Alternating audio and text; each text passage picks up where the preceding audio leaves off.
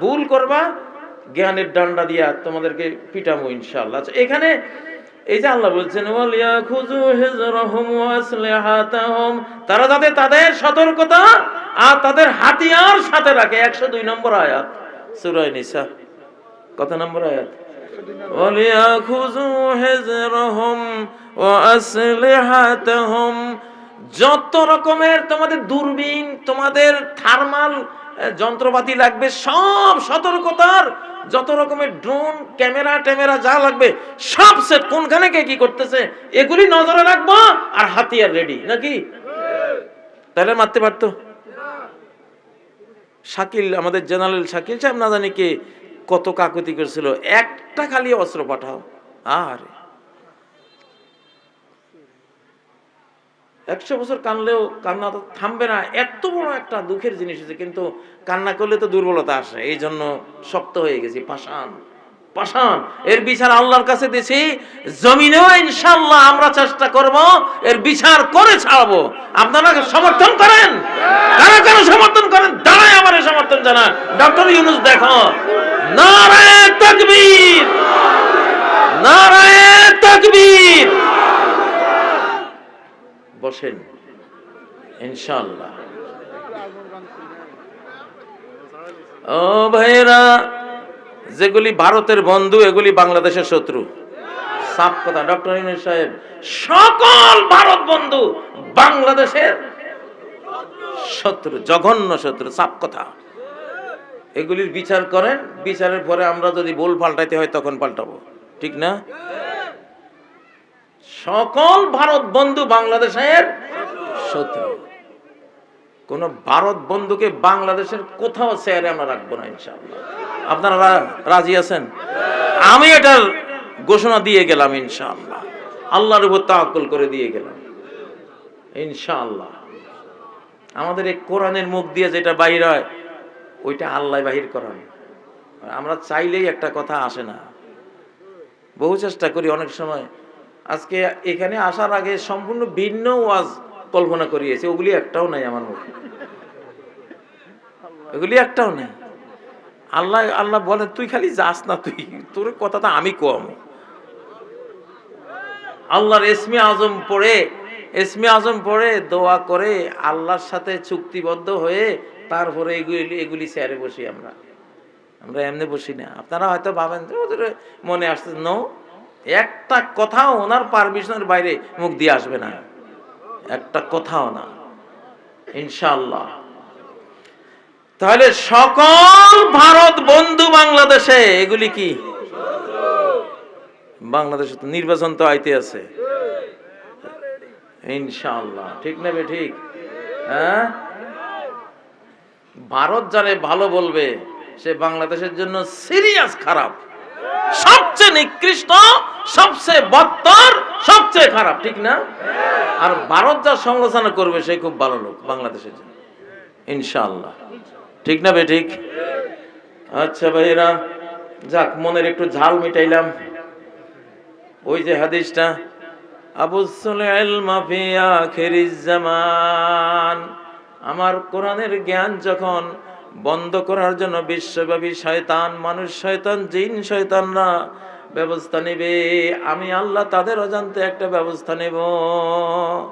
আমি সমস্ত জ্ঞান, কোরআনের জ্ঞান, আমার নবীর সুন্নাহর জ্ঞানকে লাইভ করে দেব। আবশ্য কি আজীব, কি আশ্চর্য, বিস্ময়কর শব্দ। আরবিতে লাইভ প্রোগ্রামকে বলে আল বাসুল মুবাশির, আল বাসুল মুবাশির, লাইভ প্রোগ্রাম। সেই শব্দটাই নবীজি 1450 বছর আগে ওনার মুখে, আবুসুল ইলমা, আমি বাস মানে আল বাস, এটা আমি লাইভ প্রোগ্রাম করব। এখন যে এই যে আমি ওয়াজ করতেছি, লাইভ হচ্ছে না? লাইভ হচ্ছে না? এখন একটা আলেম 1 কোটি আলেমের সমান, আরো বেশি। 1 কোটি আলেমে আগে ওয়াজ করে না হয় 1 কোটি লোকের শোনাইতো, এখন একজন আলেমে বসে 100 কোটি মানুষকে শোনাইতে পারে, ঠিক না বে ঠিক? তাহলে জ্ঞান লাইভ হয়ে গেছে না ইনশাআল্লাহ। আবুসুল ইলমা ফি আখিরিজ জামান, আল্লাহর কোরআনের 25 লক্ষ হাফেজ এই বাংলাদেশে আল্লাহ দিয়েছে, আরো 1.5 কোটি পাইপ লাইনে আছে আলহামদুলিল্লাহ। এই জন্যই এত বড় সৌভাগ্য পাইছেন। টের পান না? এবারের বর্ষাটা হয়েছে 52 বছরের মধ্যে সেরা লম্বা বর্ষা। আমার শিশুকালের বর্ষা আমি দেখছি এবার। সারা বাংলাদেশে বৈশা মাছ, কাচকি মাছ, মেনি, টাকি, শোল সব জিন্দা হয়ে গেছে। আগের মাছগুলি সব ফেরত আইছে। কারণ আমাদের থেকে উত্তম কে বলবে? আমরা তো মাহফিলে মাহফিলে যাই, কমবে সব মাহফিলে দেখি, আরে এই মাছটা তো হারাই গেছিল, এইবার ফেরত আইছে।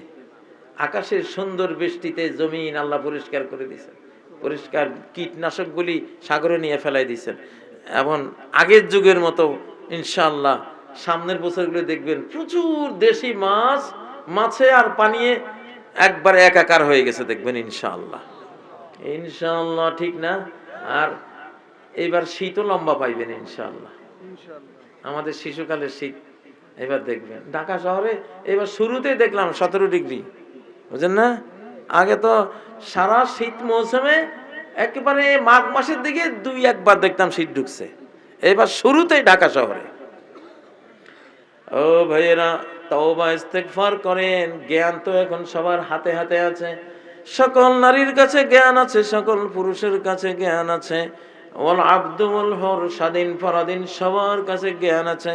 ওয়াস সাগীর ওয়াল কবীর, বড় ছোট সবার কাছে জ্ঞান চলে গেছে।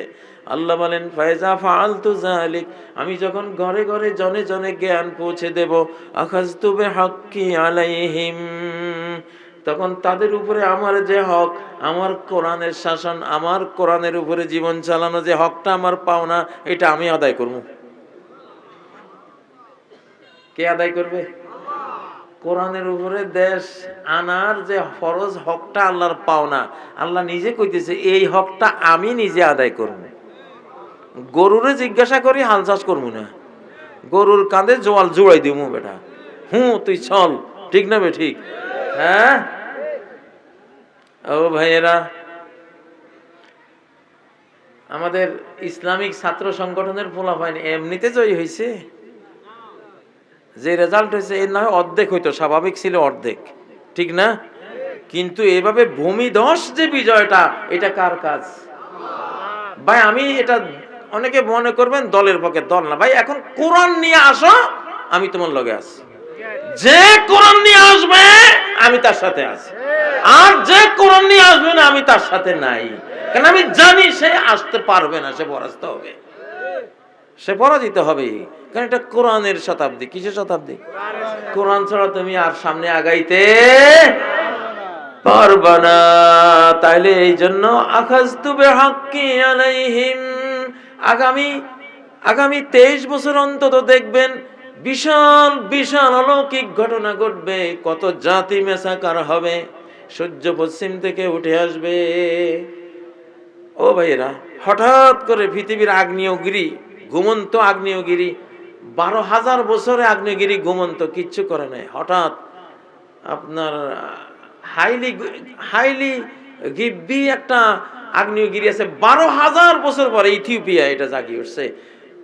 এটা 14,000 কত হাজার ফুট পর্যন্ত এটার বিষাক্ত ধোঁয়া কণা আকাশে উঠছে, দিল্লি পর্যন্ত আসি গ্রাস করছে। 4,500 কিলোমিটার দূরে দিল্লি, ওইটা থেকে উঠছে। আমেরিকার আগ্নেয়গিরি অগ্নুৎগিরণ শুরু করেছে। আপনার যে ইন্দোনেশিয়ার আগ্নেয়গিরি জেগে উঠছে। এক সময় দেখবেন সারা পৃথিবীর হাজার হাজার আগ্নেয়গিরি একসাথে বিস্ফোরণ, গোটা পৃথিবী কালো হয়ে যাবে। فارتقب يوم تأتي السماء بدخان مبين, তুমি দেখো গোটা আকাশ, 7 মহাদেশের আকাশ খুল্লম খোলা ধোঁয়ায়, কালো সাদা ধূসর ধোঁয়ায় একেবারে অন্ধকার আচ্ছন্ন হয়ে যাবে, সূর্যই দেখা যাবে না। হাদিসে আছে 40 দিন। কতদিন? তো এখন প্রধান বক্তা হইল ভূমিকম্প, আমি না। এখন প্রধান বক্তা কে? এই বক্তা আসার পরে কত লাখ কোটি মানুষ যে সারা দিন রাত এখন তসবিহ হাতে তসবিহ পড়তেছে। মানুষ বক্তা দিয়া কাজ না হলে আল্লাহ ভূমিকম্পরে বক্তা বানাই পাঠাবে। খালি কাঁপুনি দিলেই দৌড় দিয়া উজু কইরা কোরআন হাতে লয়, তসবিহ হাতে লয়, লা ইলাহা ইল্লা আনতা সুবহানাকা ইন্নী কুনতু মিনাজ জালিমিন। ঠিক না ঠিক? হ্যাঁ, সাবধান হয়ে যান। এখন নতুন বক্তার আবিষ্কার হয়েছে। কি বক্তা? মানুষ বক্তা যদি হেদায়েত না হয় তাহলে ভূমিকম্প আসবে প্রধান বক্তা হইয়া। এবার কই যাইবা? নিজের ঘরেই গোরস্থান, নিজের ঘরেই কি। আরেক বক্তা অপেক্ষায় রয়েছে আগ্নেয়গিরি আর আকাশের ধূম্রপুঞ্জ, গোটা আকাশ। সূরায়ে দোকান আছে না? সূরায়ে দোকান ধোঁয়ার সূরা। ধূম্র দিয়া এমন অবস্থা করবে দুনিয়া সব কাফের বেঈমান ধোঁয়ায়, বিষাক্ত ধোঁয়ায় নাকাল হইয়া, অসুস্থ হইয়া শেষ কি বলবে? আল্লাহর কোরআনে সূরা দোকানের 10 নম্বর আয়াত থেকে আল্লাহ তাদের কথা বলছেন। তারা কি বলবে এখন? রব্বানা কাশিফ আন্নাল আযাবা ইন্না মুমিনুন। ও রব, সব আযাব তুলে নাও, এইবার সত্য সত্য আমরা ঈমানদার হয়ে গেলাম। ট্রাম্পও কইব, মাবুদ মাফ করো, আমি এখন মুসলমান। আর আমাদের ভাষা যেটা আছে এটা তো কইবেই, ঠিক না?